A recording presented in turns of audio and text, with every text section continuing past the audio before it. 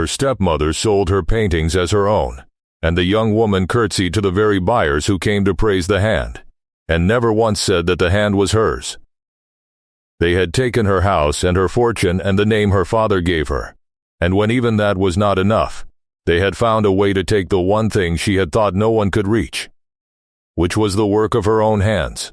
And Isabel Carrow let them, and kept her face still, and went on painting in the cold by night the canvases that were sold by day under another woman's name, because she had learned that a wronged woman with no money and no protector has exactly two possessions left to her: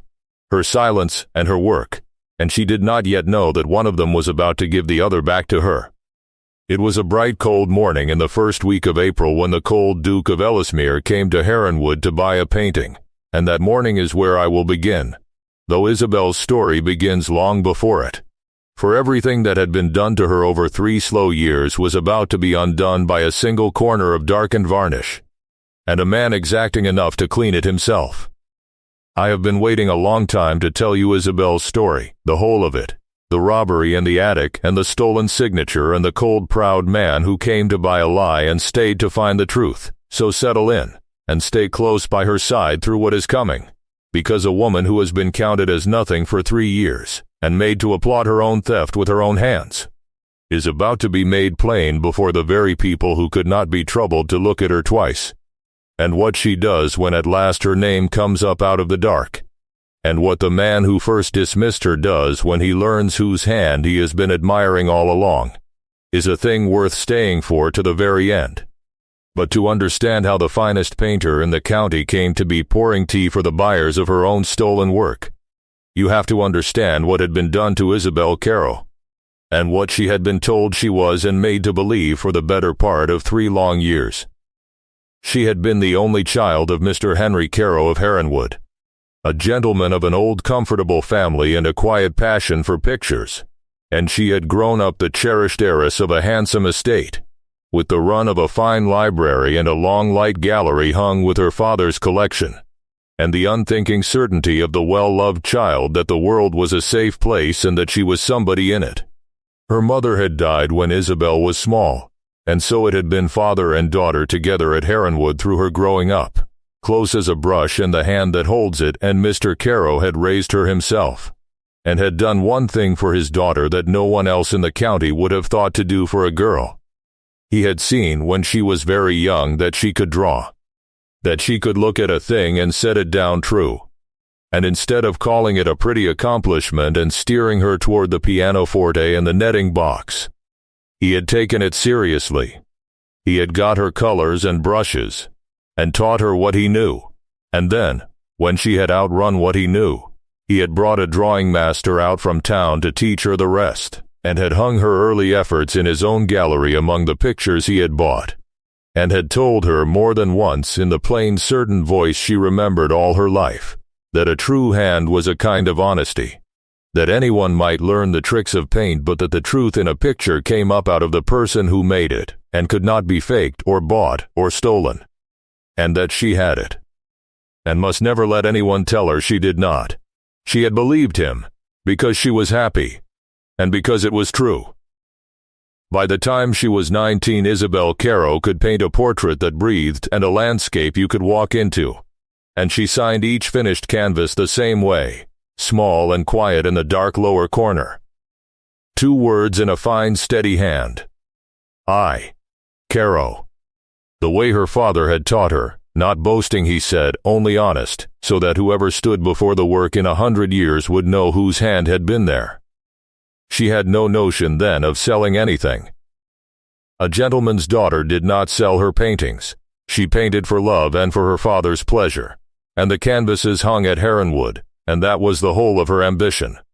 And it was enough. And then, in the space of a single terrible year, the whole of that safe world came apart. The first blow was the one she had not seen coming at all, which was that her father, a man not yet old, had begun to fail, and the second, which she saw coming and was helpless to stop, was that into the long anxious months of his illness there came a woman. Her name was Augusta Selwyn, a widow of the neighborhood, handsome and clever and some years younger than Mr. Carrow, with a soft attentive voice and a way of being useful that an ailing lonely man, frightened for his motherless daughter, found that he could lean on. She came to read to him. She came to manage. She came, she said, to spare his girl the burden of a sick room and a failing estate. Isabel, who was 19 and frightened and grieving in advance, was grateful at first, and then uneasy. And then, too late, afraid, for she watched Mrs.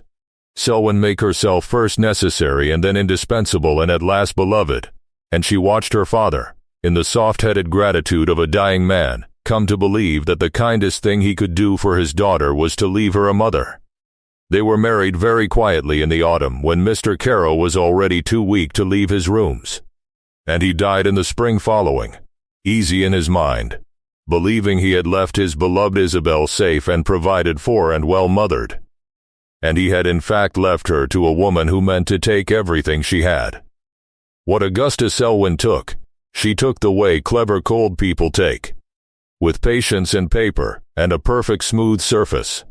Isabel had not understood it at first. She had been too sunk in her grief, the real and overwhelming grief of a girl who had lost the one person in the world who had ever truly seen her, to attend to the slow, quiet machinery of her own ruin. But she came, within the year, to understand it very well. There was a will, her stepmother said, and it was not the will Isabel's father had spoken of to her so often, the will that was to leave her Heronwood entire. It was a later will, got up, Isabel was given to understand, in those last soft confused months, that left the whole of the estate to the widow Augusta for her life, with only a small contingent provision for the daughter, and the management of all of it, now and after, in Augusta's sole hands. Isabel, 19 and motherless and lawyerless, with her one old ally, her father's solicitor, mysteriously turned away from the door, did not know how to fight it, and her stepmother took great care that she should not learn. The good servants who had known Isabel from a child were turned off one by one, and replaced with the stepmother's own people. The gallery her father had loved was rehung, and within 2 years the cherished heiress of Heronwood found that she had become, by slow degrees and without any single moment she could point to, a dependent in her own former home, then a poor relation, and at last very nearly a servant, expected to make herself useful, to fetch and carry and sit up with the household accounts she was not trusted to question, and to be grateful for her bread. She bore it. She bore it because there seemed nothing else to do, and because grief had hollowed her out, and because some part of her, the part that had been a happy loved child, could not quite believe that the world she had been promised was safe had turned on her so completely.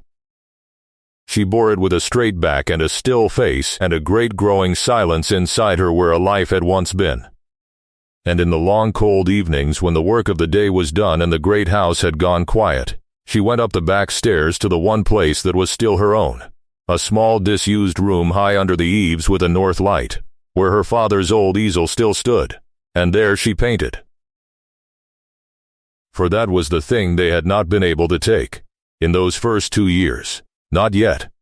Painting was the breath of her, the one place she was still entirely herself, and a brush in her hand was the nearest thing she had to her father's voice, and so by stolen candle ends and the thin gray light of early mornings she went on making pictures, quietly, for no one, the way a person in prison might go on saying her prayers. She painted what she could see and what she could remember, the gardens, the county light, the faces of the few who were kind to her, her own grave face in a square of looking-glass. And she signed each one as she always had, small and steady in the dark lower corner, I. Carrow. Not because anyone would ever see it, but because it was the truth, and the truth was the one thing left that was hers to tell. She did not know, those 2 long years, that she had a witness. The witness was Augusta Selwyn, who missed very little that happened under her roof, and who came one evening, soft-footed and curious, up the back stairs to see where her stepdaughter vanished to,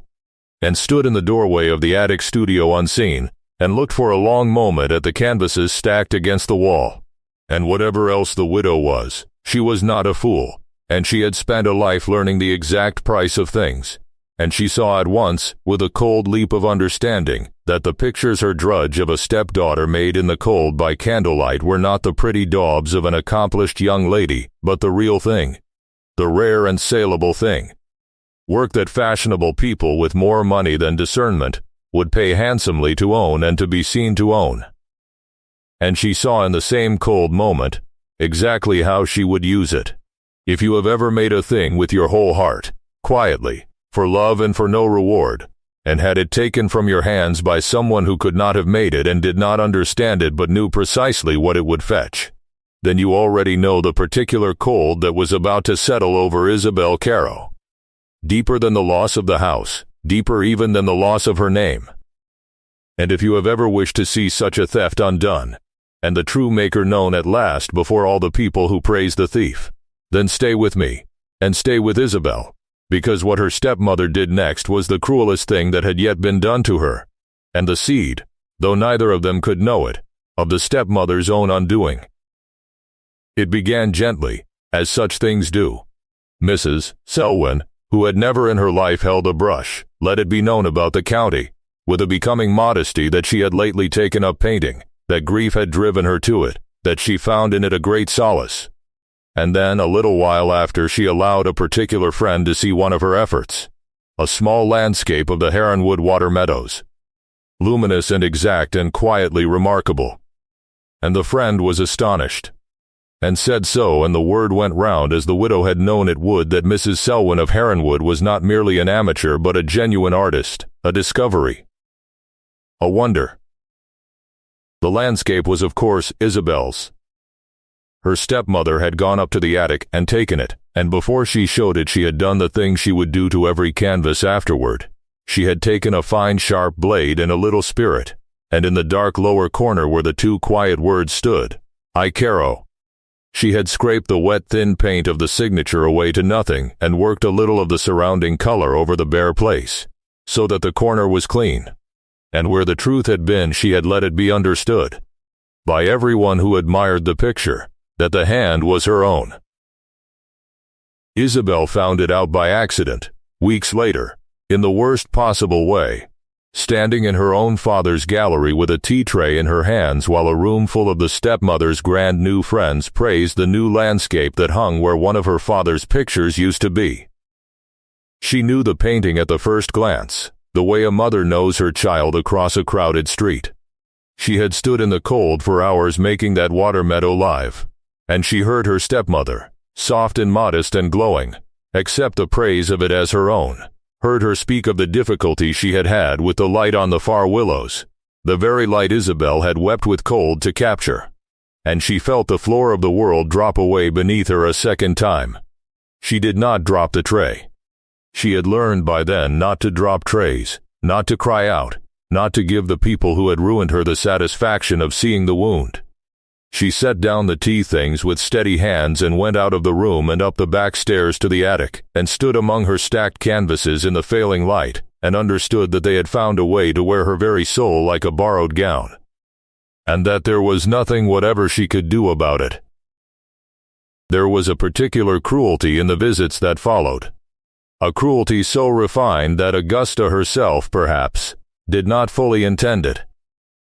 though she did nothing to spare Isabel a moment of it.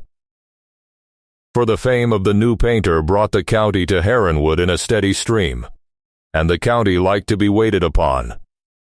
And so it fell to Isabel, the useful dependent, to carry in the tea and the wine and the little iced cakes while the visitors stood before her own canvases and pronounced upon them. She learned in those months to stand very straight against the wall with a tray in her hands and a smooth nothing on her face while a roomful of strangers discussed her soul as though it were a length of cloth. There was one in particular, a Mr. Selby Crisp, a fat fashionable man with a loud confident voice and a great deal of money and not one grain of true feeling for a picture, who came often and bought freely and liked above all things to be heard buying, and Mr. Crisp would plant himself before the largest canvas in the room, the one Isabel had most nearly killed herself with cold to finish, and would tell the company, with the air of a man conferring a great favor upon the painting by noticing it, exactly why it was fine, getting every reason wrong, praising the very passages she thought weakest, and passing over the one place where she knew she had caught something true. And Isabel would refill his glass at his elbow, invisible, and listen to her own 3 nights' labor explained to her by a man who could not have told a glaze from a scumble, and would think with a calm that frightened her, that she had become a ghost haunting the gallery of her own life, present at every conversation and party to none. Once, only once, Mr. Crisp, wanting more wine and finding her near, looked at her directly for the space of a breath. And she saw him not see her at all. Saw the blank pleasant nothing of a man looking at a piece of furniture. And she understood that to all of them she was less real than the paint on the walls, which at least they had paid for. And she carried the tray back to the cold pantry and set it down, and stood a moment with her hands flat on the stone. And then she went on, because going on was the only thing left that she knew how to do. For what, after all, could she do? She was a penniless dependent with no protector and no proof. Her word against the word of the handsome, respectable mistress of Heronwood. If she cried theft, she would be called mad, or spiteful, or worse, a jealous poor relation inventing a grievance against the generous stepmother who fed and housed her. Augusta made that very clear to her, the one time Isabel, white and shaking, dared to speak of it, made it clear with a soft smile and a colder eye that no one would believe her. That she had not a penny nor a friend to her name, that the small contingent provision in the will was entirely at the stepmother's discretion and could vanish at a word, and that an unprovided gentlewoman who made wild accusations and could not be kept might find herself put out of the only home she had with not so much as a character to her name. And then Augusta said the thing that bound Isabel to the wheel. She said that of course Isabel might go on painting, that it would be a pity to waste such a useful little talent, and that if she were a sensible, grateful girl and gave no trouble and went on quietly producing the work, then she should keep her bed and her board and her small provision, and they need none of them ever be unpleasant about it again. It was, Isabel understood, a bargain offered to a prisoner. Paint for me. Sign nothing, say nothing, and you may live. And she had no choice that she could see, and so she took it, and that was how the finest painter in the county became a forger of her own work, made to manufacture in secret the masterpieces that were sold in the light under another woman's name. If you've made it this far into Isabel's story, hit subscribe, because what happens next is the part I've been waiting to tell you. For it is one thing to be robbed of a house and a fortune, which are things outside the self, and quite another to be robbed of your own hand and your own name and made to assist in the robbery. And Isabel Carrow was about to learn that the very completeness of her erasure, the very thing that made her stepmother safe, was the one flaw in the whole design, and that a buried name is not a name destroyed, but only a name waiting, and that the man who would dig it up out of the dark was that very season on his way to her door. The 3 years that followed were the strangest and emptiest of Isabel's life, and she lived them in 2 halves that never touched. By day she was the quiet drab dependent of Heronwood, neither quite family nor quite servant, who carried trays and kept ledgers and effaced herself at the edges of her stepmother's bright new life, and the new life was very bright indeed. For the fame of the painting Mrs. Selwyn brought a steady stream of fashionable visitors and steady stream of money. And Augusta, who had a real genius of her own for management and display, spent both lavishly and was become a person of consequence in the county at last, which was the whole of what she had ever wanted. And by night Isabel went up to the cold attic under the north light and made the pictures that paid for all of it, and signed them as she always had, small and quiet in the corner, I. Carrow. And then watched her stepmother carry each one away to be scraped and re-signed and sold, for Augusta never failed before any canvas left the attic, to take her blade to the dark corner and rub out the 2 true words. That signing was the one small war Isabel was still fighting, and she fought it the only way left to her, which was in secret, and with patience, and with the cunning her stepmother had taught her by cruelty.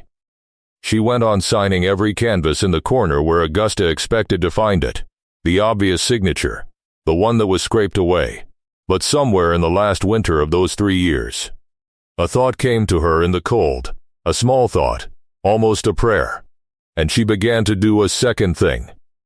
Before she laid in the picture at all, on the bare prepared canvas, in a thin true line of paint that she then painted the whole picture over, she began to write her name again, hidden, underneath everything, where no blade could ever reach it without destroying the work itself. And over that, when the picture was done, she laid her varnish, so that every canvas that left her hands carried her name twice, once on the surface for them to find and scrape away, and once beneath the paint and beneath the varnish, in the dark, where it would wait. She did not know why she did it. She told herself it was only stubbornness, only the need to have told the truth somewhere even if no one ever read it. She did not let herself hope, because hope in her situation was a thing too sharp to hold. But she did it, every time all that last winter and into the spring, laid her true name down in the dark beneath the lie, and varnished it over, and let it go, and her father's words came back to her sometimes as she did it. That a true hand was a kind of honesty no one could take, and she would think, bitterly, that he had been wrong, that they had taken it after all. And then she would lay her name down again beneath the paint, just the same, as if some part of her did not quite believe him to be wrong. If you could have climbed the back stairs of Heronwood on any winter night of those 3 years and stood in the doorway of that cold attic, you would have understood, I think, both the whole of her ruin and the whole of what could not be ruined in her. The room was bitter, for they gave her no fire there. She painted in her cloak and fingerless mittens, her breath smoking in the candlelight, the north window black and streaming, and a single dip candle and the small hoard of ends she saved from the household stubs giving her all the light she had to work by. She would set the prepared canvas on her father's old easel, and lay out from her mother's worn box the few colors she was allowed, grinding and mixing what she could not buy.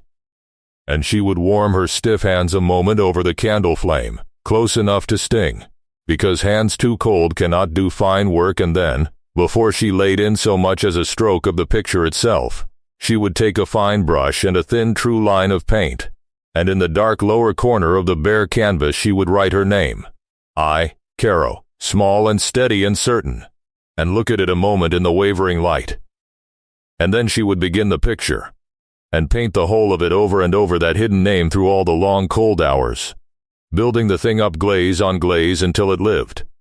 until the false morning came gray at the window and her candle was a guttering pool. And the last thing she did, always, when the picture was done and dry and ready to be carried down and scraped and sold, was to lay her varnish over the whole of it, sealing her buried name beneath the paint and the varnish both, in the dark, where no blade her stepmother owned could ever reach it without destroying the very thing it had been sent to clean. She did not pray. In those years, she had stopped, somewhere along the way, being sure that anyone was listening. But the laying down of her name in the dark beneath the paint had become a kind of prayer in spite of her, a thing said into the silence on the chance, the bare unreasoning chance,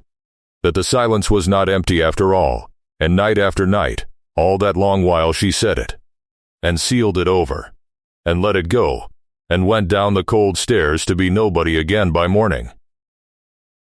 The one thing of her own she had carried unbroken through the whole of her ruin, the one possession no one had ever thought worth taking from her, was her mother's old paint box. It was a worn traveling box of rosewood gone dark with age and handling,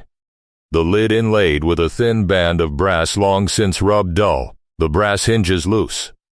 and inside it a shallow tray for the cakes of color that slid stiffly in its grooves, and a place beneath for brushes and rags and the small tools of the work.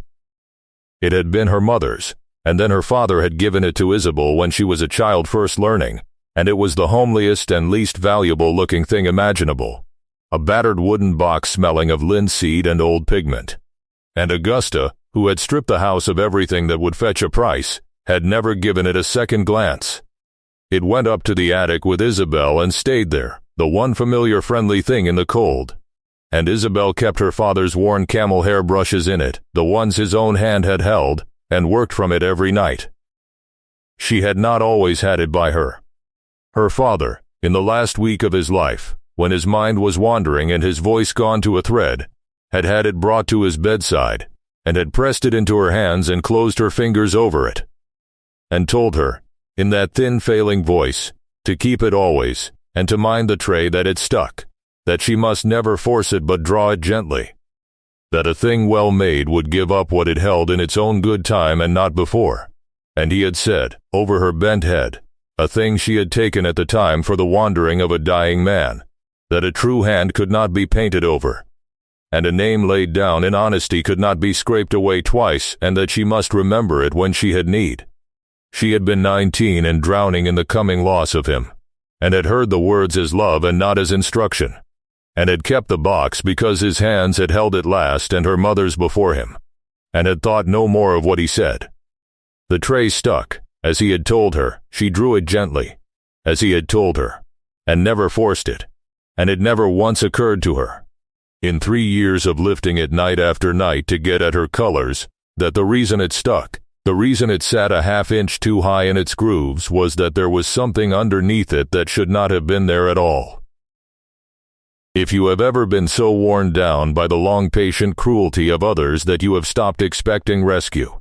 stopped even wishing for it because the wishing hurts worse than the want, and have made of your own endurance a kind of gray safety, asking nothing, hoping nothing, only getting through, then you already know exactly where Isabel Carrow had arrived by that third cold spring, and how little she expected of the bright April morning, when a great traveling carriage with a crest on the door came up. The Heronwood drive. She did not know whose it was. She knew only that her stepmother had been in a flutter of triumph for a week, because the grandest of all the grand buyers, a connoisseur of real and exacting taste whose mere notice could make a painter's name, had written to say that he had seen one of the celebrated Selwyn canvases in a London house, and wished to come himself to Heronwood to see more, and perhaps to buy. And Isabel, carrying the breakfast things across the hall as the carriage drew up, looked out through the long windows at the tall cold figure being handed down from it, and had no idea at all that the man coming up her father's steps was about to find, beneath a quarter-inch of darkened varnish, the name she had hidden in the dark, and that nothing, after that morning, would ever be the same. The man who came up the steps of Heronwood that April morning was Lucian Crewe,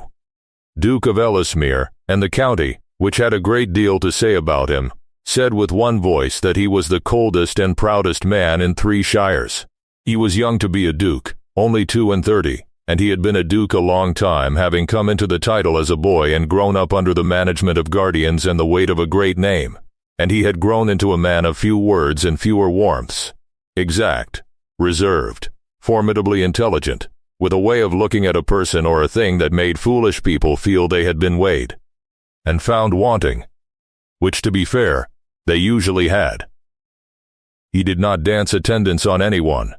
He did not flatter, and could not be flattered. He had no patience for the small coin of society, the gossip and the angling and the soft insincere praise, and he gave none of it,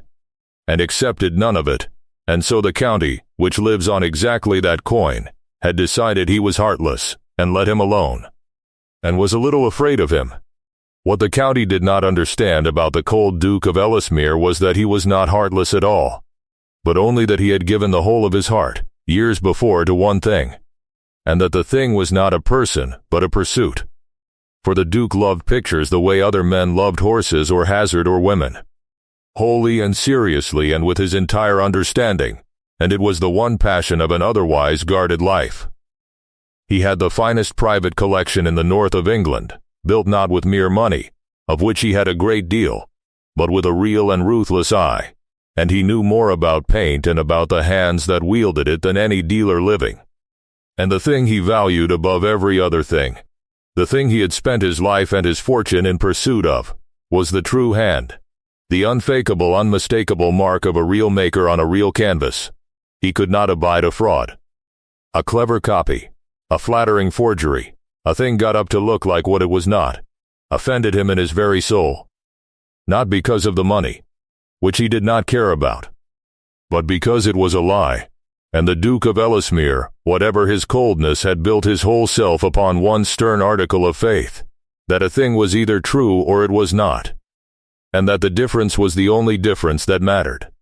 He had come to Heronwood, in short, not as a vain rich man to be flattered, but as the one buyer in all of England most certain to know a true hand when he saw it, and least able to be deceived about whose hand it was. And Augusta Selwyn, in her triumph, had invited into her house the single human being in the kingdom most dangerous to her lie. He did not, of course, take the smallest notice of the quiet servant in the dove-grey gown who carried in the tea, and Isabel was glad of it. She had her first sight of the famous cold duke across her father's drawing-room,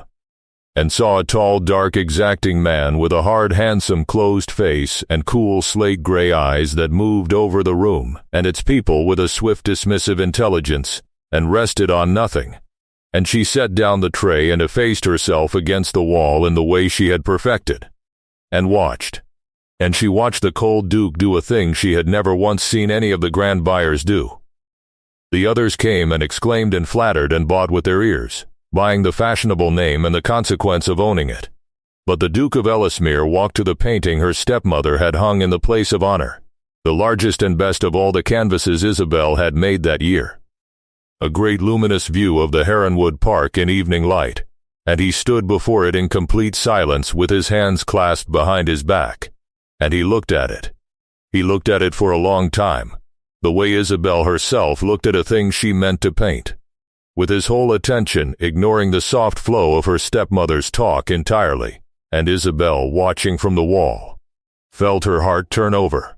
because she knew that look. It was the look of a person who was really seeing the work, and no one had really seen her work, seen it as the made thing it was and not as a fashionable ornament, in 3 long years. And to watch this cold stranger stand before her stolen painting and truly see it was the strangest mingling of agony and joy she had ever felt. And she could not look away. He turned at last from the painting and said, in a cool, level voice that cut clean through Mrs. Selwyn's chatter, that it was a very fine thing, and Augusta glowed and dimpled and began to speak of her process, of the trouble she had had with the evening light on the water, and the Duke listened to her with a still unreadable face, and then he asked her a question. He asked it quietly and without any apparent edge, but Isabel, watching, saw it for what it was. The question of a man who knew exactly what he was about. He asked Mrs. Selwyn how she had achieved a particular effect in the shadowed foreground, a difficult passage of glazing that Isabel had labored over for 3 nights, and he used, in asking it, the precise technical language of the craft, the words a real painter would use. And Augusta, who had never held a brush in her life, faltered. It was the smallest thing. A half-second's blankness. A vague, pretty answer that meant nothing. A quick recovery. Anyone else in the room would have missed it entirely. The Duke of Ellesmere did not miss it. Isabel saw the cool gray eyes flick once, sharply to the painter's smooth face, and then away, betraying nothing, but she understood, with a thrill of pure terror and something dangerously like hope, that he had marked it, that some cold exact machinery had begun to turn behind that closed face, and that the woman who had stolen her name had just made, before the one man in England who could read it, the first mistake. He bought the painting. He bought it that morning, the great evening view of the park, and paid for it a sum that made even Augusta's composure waver, and arranged for it to be carefully crated and carried to Ellesmere, and Isabel, helping to wrap her own painting in the hall under her stepmother's sharp eye, touched the dark lower corner of it for a moment with one finger. The corner where the obvious signature had been scraped away and where, beneath the paint and the varnish, in the dark her true name lay hidden, and said goodbye to it as one says goodbye to a child given up to strangers, and thought she would never see it or hear of it again. She was wrong about that as it happened, more completely wrong than she had ever been about anything, for the painting was going to the house of the one man alive who could not rest with a question in his mind, and the question he carried back to Ellesmere, unspoken, behind his cold closed face, was simply this: who had really painted the picture he had just bought? The cold Duke of Ellesmere was not a man who acted on a suspicion, but neither was he a man who could let one go. Back at Ellesmere, with the great evening view of the Heronwood Park hung in the good north light of his own gallery, he did what he always did with a new acquisition and what almost no other collector in England troubled to do. He examined it himself, closely, with his own hands and his own eyes and the tools of the connoisseur. Not to value it, for he had already paid, but to know it, to understand the made thing he now owned. And the more closely the Duke looked at the painting, the more certain he became that something was wrong, not with the work, which was superb, but with the story attached to it. For the hand that had made this canvas was a true hand, a real and remarkable and entirely individual hand, mature and sure, and unmistakable, and it was not. The Duke would have staked his life on it, the hand of the soft, vague, fashionable woman who had faltered over a question of glazing in her own drawing-room. He had met a great many real painters and a great many pretenders, and he knew the difference in his bones, and every instinct he had, every hard-won article of his faith, told him that the woman called Selwyn had not made this picture, and that someone else, someone unknown, someone of real and rare gift had in the Duke of Ellesmere found, rather to his own surprise, that he could not let it rest, that the question of who had truly made this beautiful thing had got into him like a splinter and would not be ignored. It was while he was examining the painting so, in his own gallery, alone, late by the steady light of a branch of candles, that he found it. He was studying the dark lower corner, the place where a painter most often signs, and had noted with a frown that the corner had been disturbed, that there was beneath the varnish a faint roughness, a small area where the paint had been worked over in a way that did not match the confident handling of the rest, and being who he was, he could not leave it. He took a soft rag and a very little spirit, the connoisseur's careful means of clearing dirt and old varnish from a small area, and with the lightest and most practiced touch he began, gently to clean that troubling corner, and the darkened yellow varnish came softly away under his hand, and the worked-over paint beneath it thinned and cleared, and there, coming up slowly out of the dark beneath the varnish where it had lain hidden all that while, faint but certain, in a fine steady hand that was unmistakably the hand that had made the picture, the Duke of Ellesmere read two quiet words that were not the name of the woman he had bought it from. He read the name Carrow. For a long moment the Duke sat very still before the painting, the candlelight on his hard arrested face, and understood that he had been lied to, and that he held in his hands the proof of it, and a cold clean anger began to rise in him. The particular anger of a truthful man confronted with a fraud, but mingled now with something else,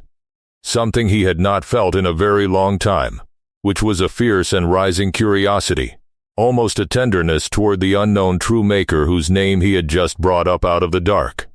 Carrow. The name meant something to him. Dimly, he searched his exact memory and found it. Carrow, Heronwood. That had been the name of the old family before the widow. The gentleman who had made the small fine collection, Henry Carrow, dead these 3 years. And the Duke of Ellesmere, sitting alone with a stolen masterpiece and a hidden name at midnight, began, slowly, with the relentless logic that was the engine of his whole nature, to understand. And what he understood made the cold anger in him burn the harder, and bent the whole formidable force of his attention, for the first time in his guarded life, upon the fate of a person he had not troubled to look at. The quiet woman in the dove-gray gown who had poured his tea. If you've come this far with Isabel, then you already feel the turn that is coming, and I will tell you plainly that it is coming, because the cold Duke of Ellesmere had found the name beneath the varnish, and a man like that, once he has hold of a truth, does not let it go. But I must tell you also that the road from that midnight discovery to the bright crowded room where the whole truth came out was longer and harder than you might think, and that there were those at Heronwood who would have killed the truth in its cradle if they had known it was stirring. And so, before we go on, settle in close by Isabel's side, because the cold proud man who first dismissed her is about to come back into her life with a question, and the answer to that question is going to cost her everything she has left, which is her safety and her silence, and win her, in the end, far more than she dares to want. The Duke came back to Heronwood within the fortnight, and his coming threw the household into a fresh flutter, for so great a buyer returning so soon could mean only that he wished to buy again, and Augusta made ready to receive him in triumph. But the Duke of Ellesmere, this time, was a subtler and more dangerous visitor than before. He had come in fact to find out the truth, and he had laid his plans with the cold thoroughness he brought to everything. He meant to learn without showing his hand who Carrow was and what had been done to her,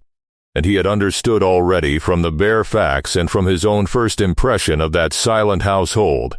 a good deal of what he would find. He praised the new canvases Augusta showed him. He spoke of buying. He was charming, in his cold exact way, far more charming than he had been, so that Augusta was lulled and delighted and entirely off her guard. And all the while his eye was moving quietly about the house, marking the drab-faced figure of the dependent who carried the trays, the way the servants spoke to her, and of her, the contingent provision, the absent family, the whole shape of the thing, and he saw, being who he was, very nearly the whole of it within an hour, and his cold anger settled and deepened into resolve. He contrived, before he left, to speak to Isabel alone. It was not easy in that watched house, but the Duke of Ellesmere was a resourceful man, and he managed it. He came upon her in the long gallery where she had been sent to dust the frames, the very gallery her father had loved, and he sent away the footman who hovered, with a word of cold authority that brooked no argument, and then he was alone with the quiet woman in grey, and he looked at her, really looked at her, for the first time. And Isabel, trapped and wary, her duster in her hand, looked back at the cold Duke and waited to learn what fresh trouble had found her. And the Duke of Ellesmere, who had rehearsed a dozen careful approaches, found that in the face of her steady, wary grey gaze, he could not be anything but direct. And so he said, very quietly, with his eyes on hers, that he had cleaned a corner of the painting he had bought, and that he had found a name beneath the varnish, and that the name was not Selwyn. And he watched the color go out of her face and then come back, and watched her go absolutely still. The stillness he would come to know was the truest sign of her deepest feeling. And he said, more quietly still, that he thought she had better tell him the truth, and that he gave her his word, as a gentleman, that whatever she told him should be safe with him, and that he had not come to do her harm, but, if she would let him, the opposite. What it cost Isabel to believe him, you can perhaps imagine, if you have ever been lied to and disbelieved and made small for years, and have learned to trust no one, and are then asked suddenly by a cold stranger with power to lay down your one defense and tell the truth. She did not believe him at first. She could not. She said, in the flat, careful voice of the long defeated, that she did not know what his grace meant, that the signature was doubtless some error, that Mrs. Selwyn was a celebrated painter and her own benefactress, and that she herself was only a poor relation who knew nothing of such things, and she said it so well, with such a smooth, dead surface over the terror beneath, that a lesser man would have been turned away. But the Duke of Ellesmere was not a lesser man, and he heard, under the careful denial, the very thing she was trying to hide, which was that it was not true, and that she was afraid, and instead of pressing her he did a thing that undid her far more surely than any pressing. He turned to the nearest of the paintings on the gallery wall, one of her own that her stepmother had hung there, and he began to speak of it, not to flatter but with real understanding, pointing out the particular truth of the light in it, the rare honesty of the observation, the mark of a hand that did not lie, and he spoke of it as the work of a real and serious artist deserving of a real and serious respect, and Isabel, listening, heard her own 3 years buried self being spoken of with grave admiration by a man who did not even know it was hers, and something broke in her that 3 years of cruelty had not been able to break, which was her composure, and she put her hand over her mouth and turned away, and the tears she had not shed in all that long time came at last, silently, helplessly, and the Duke of Ellesmere, seeing it, knew that he had been right, and that the silent woman before him was the true hand he had been seeking, and felt his cold heart move in him in a way it had not moved in years. He did not press her even then. He was wiser than that, and gentler than the county would ever have believed him capable of being. He waited until the worst of it had passed, and then he said, simply, that he understood now, and that she need not say anything she did not wish to say, but that he wished her to know one thing, which was that he knew the work was hers, that no power on earth could now make him believe otherwise, and that a hand such as hers was a rare and precious thing that had been most grievously wronged, and that he meant, with her leave, to see the wrong put right. And he said that he knew it could not be done in a day, that her position was dangerous and her enemy strong, and that she must trust him a little and be patient a little longer. And he asked her, before he went, one question only, gently, whether she had any proof, anything at all, of who she truly was and what had been taken from her, any paper of her father's, any word of his, anything that the law might be brought to credit. And Isabel, wiping her eyes, steadier now, told him the truth, which was that she had nothing, that her father's will had been the false one, that his old solicitor had been turned away and she did not know where he was, that everything had been managed and papered and sealed against her, and that she had not in the whole world a single scrap of proof of anything, except the work of her own hands, which they had stolen too. She did not think to mention the paint box. Why would she? It was only a battered old wooden box of colors, the homeliest thing she owned. She did not know, as she stood there telling the cold, kind Duke that she had no proof at all, that the proof of everything was sitting at that moment in the cold attic over their heads, under a tray that stuck, where her father had hidden it 3 years before against this very day. The weeks that followed were the strangest of all, for Isabel now carried a secret hope. And a secret hope, she found, was a far more frightening thing to carry than despair had ever been. The Duke of Ellesmere came and went at Heronwood through the late spring ostensibly as a buyer, and Augusta scenting a far greater fish than mere custom. For a duke who came so often to a widow's house might be courting more than her canvases, played him with all her considerable art, and grew daily more triumphant and more blind. And under the cover of her blindness, the Duke and Isabel built, slowly and in stolen moments, a thing neither of them named. He found ways to speak to her. He asked her about the work, really asked, as one craftsman to another, and listened to her answers with a grave respect that healed something in her with every conversation. And Isabel, starved for 3 years of being seen, found herself talking to this cold, exact man as she had not talked to anyone since her father died, about light, and about paint, and about the truth of things, and discovered, with wonder and alarm, that the coldness the county feared was only the carapace over a nature as serious and as starved for honesty as her own. They were, she understood slowly, the same kind of creature. 2 people who cared more for the truth of a thing than for its fashion, set down alone in a world that cared only for fashion. And the cold Duke, for his part, found himself riding the long road to Heronwood far oftener than the purchase of paintings could account for, and found that the grave gray-eyed woman in the dove-gray gown had got into his guarded heart past every defense he had, and that he, who had never wanted anything that was not a picture, wanted now, with a steady deep wanting that frightened him, to take her out of that cold house and never let the world be cruel to her again. There was one conversation, in those weeks, that Isabel kept afterward like a warm coal carried in cold hands. He had come on the excuse of seeing a particular canvas, a small interior she had painted years before of the Heronwood library in winter afternoon light, with a chair drawn to the fire and a book left open on it and no person in the room at all, and Augusta, scenting custom, had left them in the gallery with it, never dreaming what passed there. The Duke stood before the little picture a long time, and then he said, not turning, that whoever had painted it had understood something most painters never learned in a lifetime, which was that an empty room could be the truest portrait of a person, that the chair and the open book and the particular fall of the light said more of whoever had lately sat there, and was loved, and was gone, than any face on a canvas could have done. And Isabel, standing behind him with her duster forgotten in her hand, said before she could stop herself,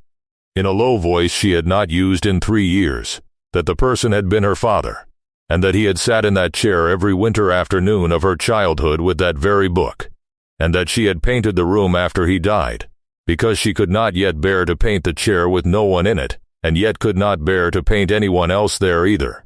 The words were out before she knew she had spoken them. The first true thing about herself she had said aloud to any living soul since her ruin, and the Duke went very still, and then turned and looked at her, and did not say, as a lesser man would have said, that he had known it, that he had caught her. He only looked at her with his cold gray eyes gone strangely gentle, and said, quietly, that her father must have been a man worth painting an empty room for, and that he was sorry, more sorry than he could properly say, that the world had used her so, and something in the plainness of it, the absence of triumph or pity, undid her more than kindness ever had, and they stood a moment in the winter light by the little picture of the empty chair, the cold Duke and the silent woman,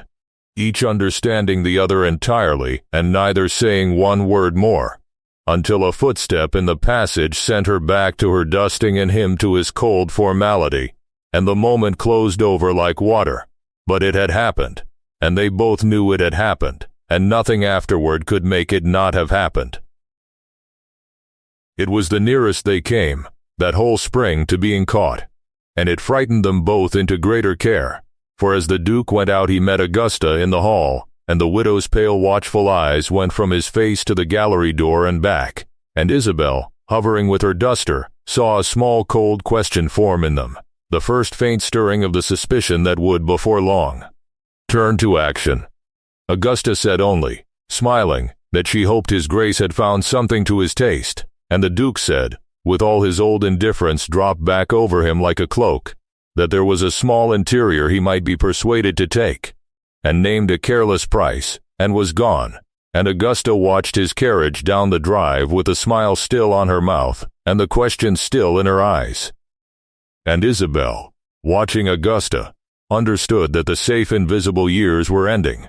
and that she had let herself be seen, at last, by the one person whose seeing could undo her, and by another whose seeing could destroy her,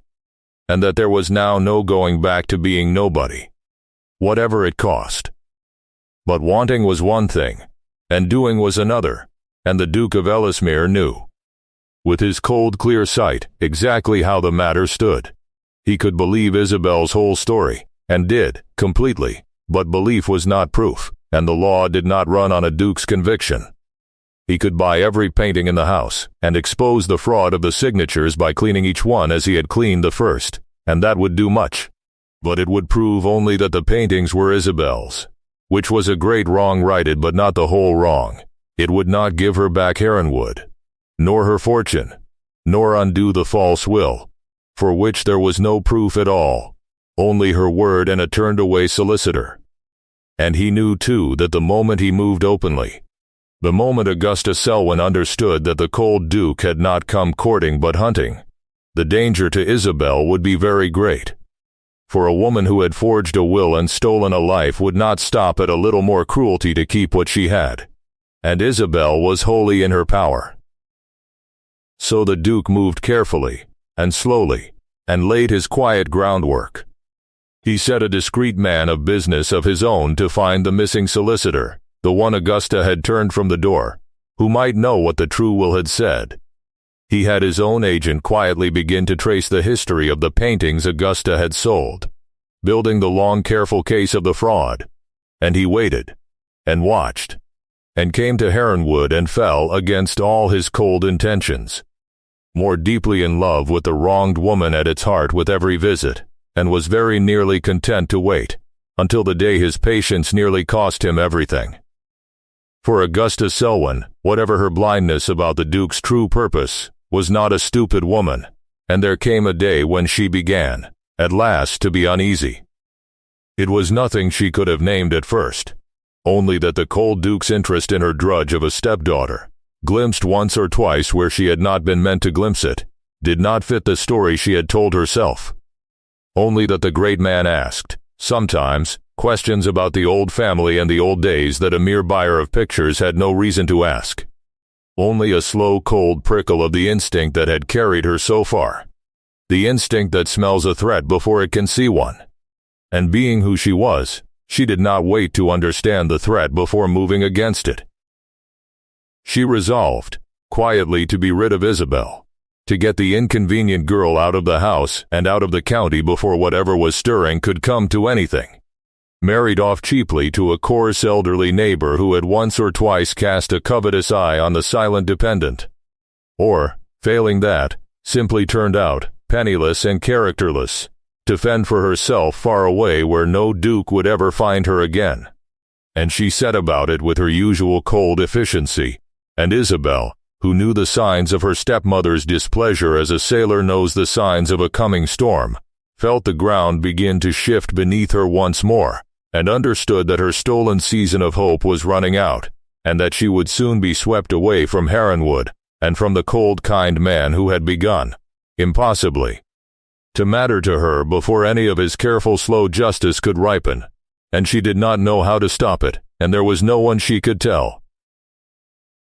It was in the worst of that fresh fear, on a grey wet evening when she had been given to understand that her removal was decided and near, that Isabel went up to the cold attic for what she believed might be one of the last times, to be alone with the one place that was hers, and with her father's brushes and her mother's old box, the homely friendly things that had kept her company through it all.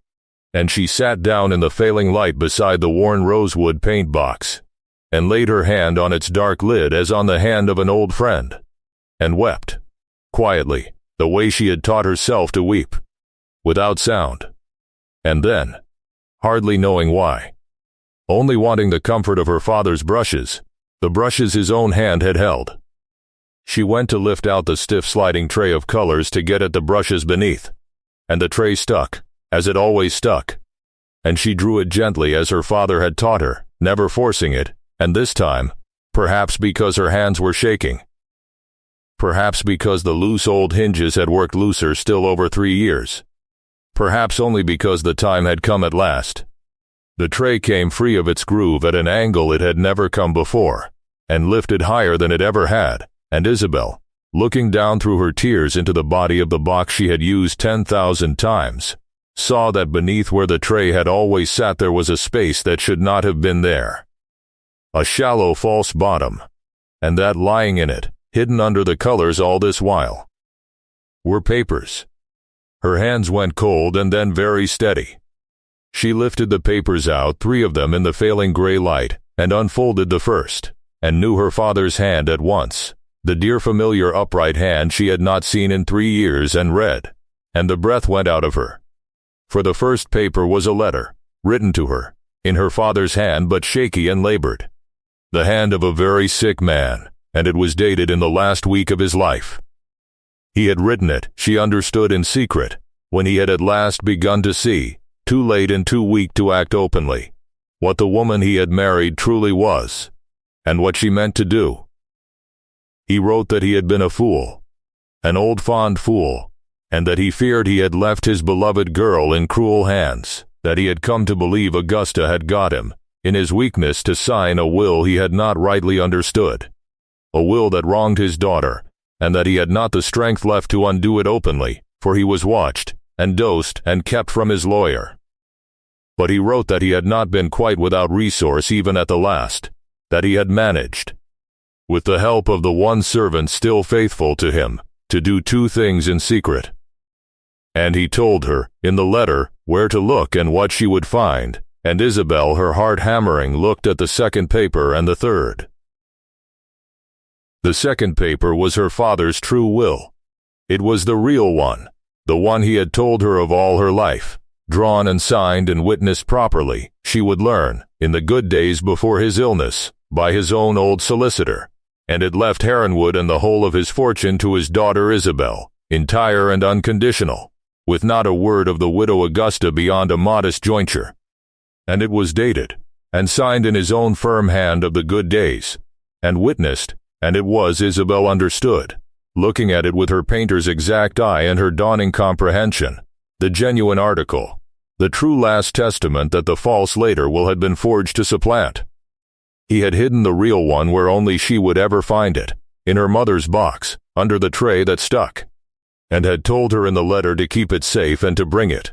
when she had need and a friend to help her, to his old solicitor, whose name and direction he gave. The very man Augusta had turned from the door. And the third paper, the last, was the strangest and most damning of all. It was a single sheet covered in a clerk's cramped practice hand, a thing half burned along one edge as if snatched from a fire, on which the same few false phrases were written over and over as a forger practices a thing he means to pass. The false bequests to the widow tried again and again in a hand learning to counterfeit, and Isabel understood, looking at it, that her faithful father, or his faithful servant, had somehow got hold of the very proof of the forgery itself, the spoiled practice sheet of the false will, and had hidden it with the true one, so that she should have not only her father's real testament but the evidence of the crime that had buried it.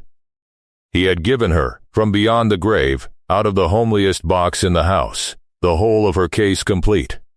If you have ever, at the very lowest moment, when you had given up all hope of rescue and were bracing only to endure the next blow, had the truth you needed put suddenly and completely into your hands,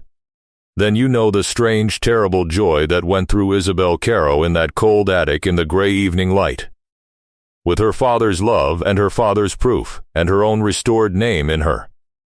Shaking hands, and if you have followed her this far down into the dark, then stay with me now, and stay close, because everything turns from here, and the woman who had been counted as nothing for 3 years was about to walk down out of the attic with the truth in her hands and learn, at last, what the truth is worth when there is at last someone strong enough,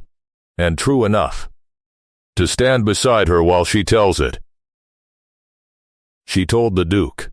There was no longer any question of not telling him. He was the friend her father's letter had spoken of, the strong, honest hand she needed, fallen into her life as if her father had reached out of the grave to send him. And at their next stolen meeting, white and trembling and lit from within with a fierce new fire, she put the 3 papers into his hands and told him everything, the whole of it, in a low, rapid voice, the false will and the true one and the forger's practice sheet, her father's letter and the box that no one had thought to take. And she watched the cold Duke of Ellesmere read her father's true will and the half-burned proof beside it, and watched the slow, cold blaze of triumph and anger and a fierce protective tenderness come up in his hard face, and watched him understand, as fast as she could tell it, that the case was complete, that here in his hands was not merely the proof that the paintings were hers, but the proof that Heronwood itself was hers, that the will was forged, that the whole edifice of Augusta Selwyn's stolen life could be brought down in an afternoon. And the Duke of Ellesmere looked up from the papers at the woman who had endured 3 years of slow cruelty and never broken, and who stood before him now with her own truth in her hand at last, and said, in a voice gone rough with feeling, that she need not be afraid any longer, not ever again, that she had been the bravest person he had ever known to keep her name alive in the dark, all this while when she might have laid it down, and that he would stand beside her now, before the whole county if she wished it, while the truth was told, and that all the powers of his name and his fortune and his cold exact will were hers to command, and had been, he found, since the moment he first read her name beneath the varnish. They did not move in haste, even then, for the Duke would have it done right, done so that it could never be undone, and Isabel, who had learned patience in a hard school, agreed, quietly. In the days that followed, the Duke's man of business found and brought to Ellesmere the old solicitor, Miss Dunch,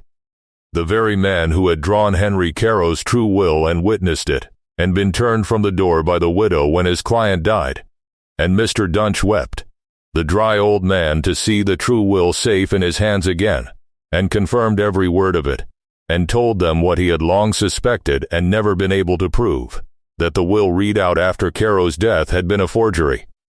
and that he had been silenced and turned away precisely because he knew the true one existed, and he became, the honest old lawyer, the Duke's fiercest ally, and set in motion with cold legal thoroughness the machinery that would restore Isabel Carrow to everything that was hers. And the Duke's agent, meanwhile, completed the long quiet tracing of the stolen paintings,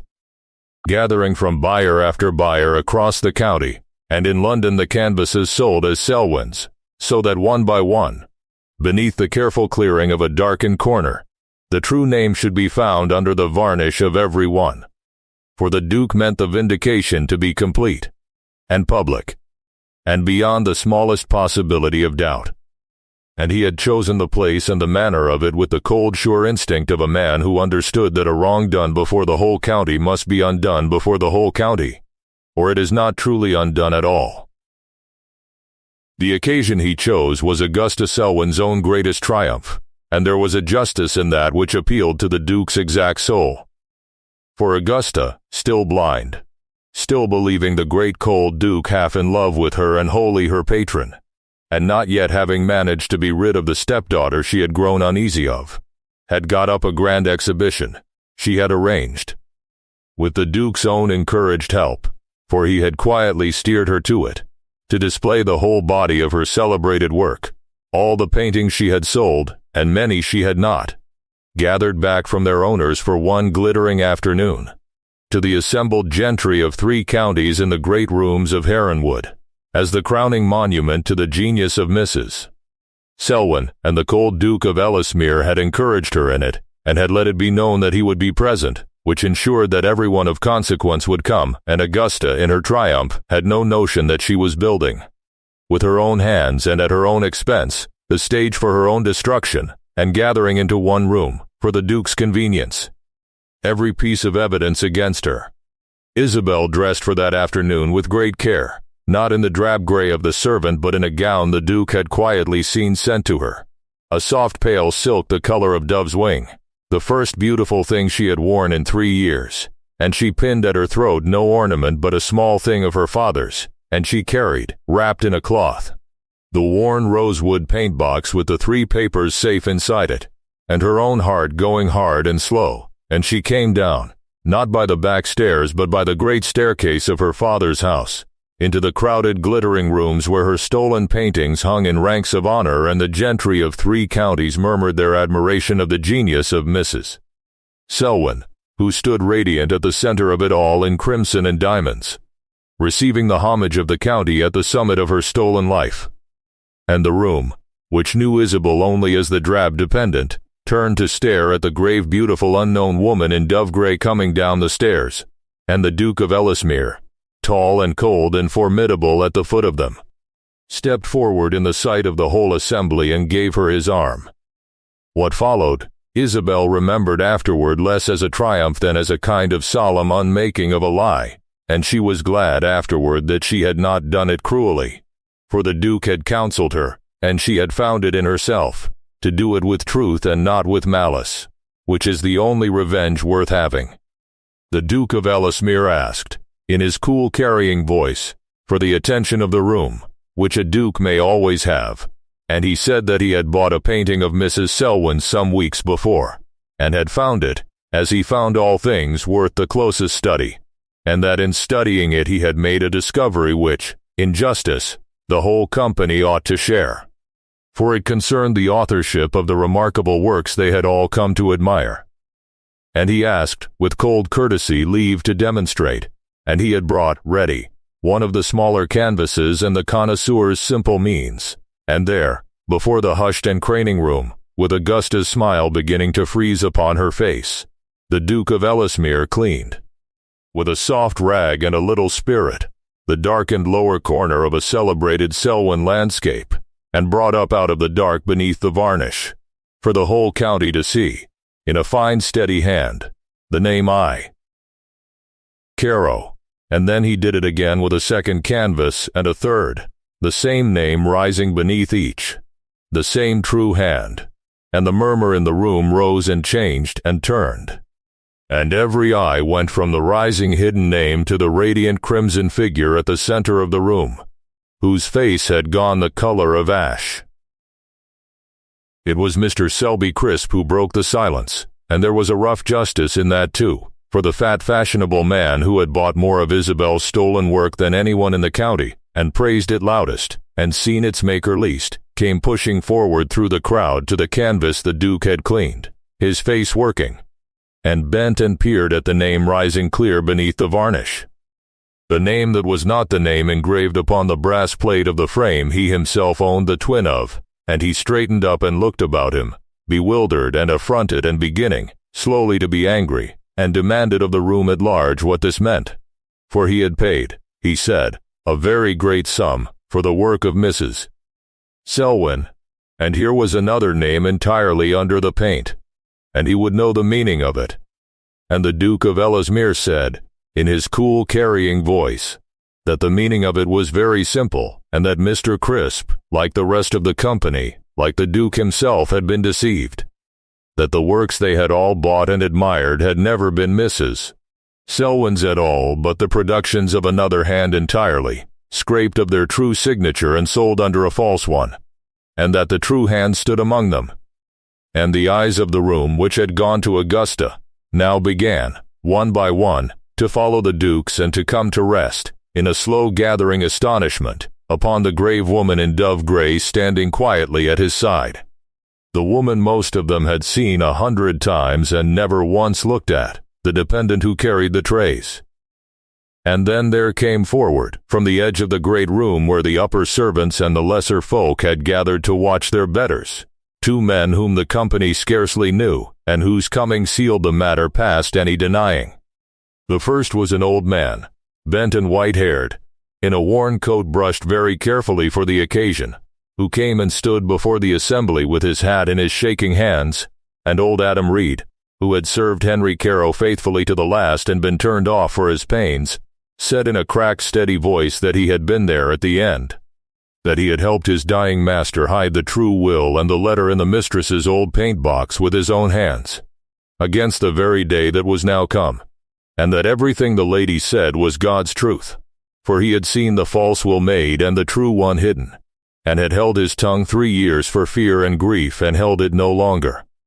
And the second was a thin, anxious, shabby, genteel man who had been brought quietly to the house that day by the Duke's man, Mr. Hale, and kept until he should be wanted, and Daniel Pike, who had been Augusta Selwyn's own under-clerk, stood trembling before the room he had no right to be in, and confessed, in a low, miserable rush, that he had copied the false will under his mistress's pressure, that the practice sheet now lying on the table was in his own hand, that he had kept it all this while out of a bad conscience and an old debt of kindness to the dead gentleman who had once been good to him, and that he asked the lady's pardon and the law's mercy, and could not for his soul keep the secret 1 hour more, and at that the last murmur of doubt went out of the room like a snuffed candle, for here was the maker, and here was the proof, and here were the witnesses, the faithful servant and the guilty clerk both, and not one soul in all that glittering company could any longer pretend to believe in the genius of Mrs. Selwyn. And then Isabel stepped forward. She did not shout or weep or rail, she only stood, straight-backed and quiet and clear, beside the cold Duke in the sight of all the people who had bought her stolen work and called her nobody, and she said, in a voice that did not shake, that the name beneath the varnish was her own, that she was Isabel Carrow, the daughter of Henry Carrow of Heronwood, who had taught her to paint and to sign her name in honesty, that every canvas in that room sold to them all as the work of Mrs. Selwyn had been made by her own hands in the cold attic of that house by night, and the signature scraped from its corner, and another name engraved upon its frame, and that she had borne it in silence for 3 years, because she had had no proof, and no protector, and no power, and that she had thought her name lost forever under the paint. And then she unwrapped the worn rosewood paint-box and lifted out the stiff tray, and took from beneath it the 3 papers her father had hidden there against this day, and she gave them into the hands of old Mr. Dunch, who stood ready, and the honest old solicitor read out, into the ringing silence of that crowded room, Henry Carrow's true and genuine last will, leaving the whole of Heronwood to his daughter Isabel, and then read the date and the witnessing of it, and then held up beside it the half-burned practice sheet of the forgery, the false bequests written over and over in the counterfeiter's learning hand, and named it for what it was, the proof that the will read out 3 years before had been a forgery. and that the woman who had profited by it had stolen not only the daughter's paintings but her house, her fortune, and her name. The county, which had come to worship Augusta Selwyn, destroyed her in the space of a quarter of an hour, and it did so, as such rooms always do, with a completeness that needed no help from Isabel, the same voices that had praised the genius of Mrs. Selwyn now turned cold and shocked and righteous, and drew away from her where she stood, and the radiant figure at the center of the triumph was left standing alone in her crimson and her diamonds in a widening circle of horror and contempt, exposed before the whole world as a thief and a forger, and a fraud. She tried, for a moment, the only weapons she had ever had. Denial and outrage and soft persuasion. She cried that it was a lie, a plot, the spite of a jealous dependent. But the name kept rising beneath the varnish for any who cared to look, and the true will lay read out upon the table, and the proof of the forgery beside it, and old Mr. Dunch stood grim and certain, and the cold Duke of Ellesmere stood beside the woman in dove grey with the whole weight of his name and his certainty behind her, and the county believed its own eyes, and Augusta Selwyn's reign was over. She left Heronwood that same week, stripped of the estate that had never been hers, her stolen fortune forfeit to the rightful heir, her name a byword for the worst kind of theft in every drawing room in 3 counties, and the law set in motion by Mr. Dunch and backed by the Duke's cold resolve, pursued her for the forgery to the full, so that she ended, in the end, with rather less than she had begun with, which was nothing at all and entirely deserved it. And Isabel Carrow came home. That is the part I have most wanted to tell you, and I have not hurried to it. Because she did not hurry to it, she walked back into her father's house, into Heronwood, as its rightful mistress at last, slowly, room by room, putting her hand on the things that had been her father's and were hers again. The long gallery, the north light, the library. And she had the great evening view of the park, the first painting the Duke had bought and cleaned, brought back and hung in the place of honor where her stolen landscape had hung. Only now with her own name bright in the corner for any to read, and one by one she had her other paintings gathered home, and the false brass plates with the stolen name struck from their frames, and her own name set on them instead, so that the work of her hands was hers again, openly before the world that had admired it under a lie. And she set up her father's old easel, not in the cold attic now, but in the best north-lit room of the house, and she painted, in the light, as a free woman and a known one, signing each canvas small and steady in the corner, I Carrow, in honesty. As her father had taught her, no longer in the dark. She did not marry the Duke at once. I want you to know that. Because it matters. And because she would want you to know it. The cold Duke of Ellesmere, who had fallen in love with her name before he ever knew her face, and with the whole of her after, asked her, of course asked her honestly and humbly, for so proud a man,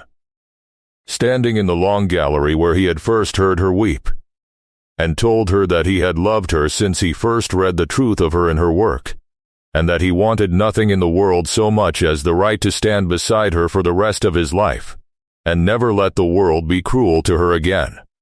But Isabel, who had been owned by other people's wills for 3 long years, who had been a thing disposed of and used and stolen, would not be taken up even by love, even by him, until she had first stood on her own ground in her own name and known herself free. And she told him so, gently, that she must be Isabel Carrow of Heronwood, restored and whole and her own, before she could be anyone's wife, even his, and the Duke of Ellesmere, who loved the truth above all things, understood her completely, and honored her for it, and waited. And so she took a year, a whole turning year in her own house, painting in the light, managing her own restored estate with the competence her father had taught her, being, at last, simply herself, the woman she had been promised she would grow up to be before the world turned cruel. And the Duke came courting, properly and openly now, through the seasons of that year, and there was no cold in it at all, whatever the county still believed of him. For the two of them, the grave painter and the exacting collector, the two truth-loving creatures alone in a world of fashion, had found in each other the one thing each had never thought to have, which was to be wholly seen and wholly known by another, and to be, after so long, no longer alone. And when at the year's turning she said yes, she said it freely, from her own ground, as a gift and not a rescue. And that, she thought, looking at the steady gray eyes of the man who had brought her name up out of the dark, was the only way a thing so precious ought ever to be given. They were married quietly in the little church at Heronwood, in the early summer, with old Mr. Dunch beaming in the front pew and Mrs. Tilney, the old housekeeper, restored to her place, weeping happily into her handkerchief, and the county which had so lately worshipped a forger, looking on at the true heiress of Heronwood and her cold duke, and finding, to its own surprise, that the coldest man in 3 shires could smile after all when he looked at his wife. And among the duke's first quiet acts as her husband was one that made Isabel weep, in the good way, the only way she wept now, for he had made, by his own particular order, a small fine plate of brass, engraved with her true name, to be set into the lid of her mother's worn rosewood paint box, the homely battered box that had carried her father's last gift and her own buried truth safe through all those years, so that the box that had kept her name hidden in the dark until there was at last someone to read it should carry that name now in the open, in honest metal, where the dull old brass band had been. And on the long light evenings, in the best north-lit room of Heronwood that was her studio now, the worn rosewood paint box would stand open on the table beside her easel, its true tray sliding easy in its groove at last, the false bottom empty now, the will and the letter and the proof long since done their work and laid up safe with Mr. Dunch, and nothing left inside it but the cakes of color and her father's worn camel hair brushes, and, set bright into the lid, her own name in honest brass. And the cold duke, who was not cold at all, would come and stand behind her chair and set his hand on her shoulder and watch her work. Watch the true hand he had loved before he loved the woman lay down its honest line of paint in the light. And sometimes, in the quiet, he would lean down and read aloud, smiling, the small steady signature in the dark lower corner of whatever she was making, I Carrow, no longer hidden beneath anything at all. For this, in the end, was the truth the worn old box had carried all along, folded beneath the proof and the law and the fortune. And it is the truth I leave with you tonight. A true hand cannot be painted over, however the grasping and the cold may scrape at it and varnish their lies above it, and sell its work under a fairer name, and a name laid down in honesty, kept faithful in the dark against a long cruelty, cannot be scraped away twice, but will rise again beneath the varnish to the one who looks closely and truly enough to find it. So I will ask you, before the candle gutters, when the cold hands of the world would scrape your truest name from the corner of your own work and sell what you made under another's,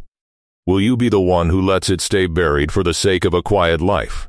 or the one who lays the truth down anyway, somewhere in the dark, and trusts that it will keep until the morning it is needed? And so the candle burns low on another tale. Stay a while in the quiet, and tell me in the comments whether she chose rightly.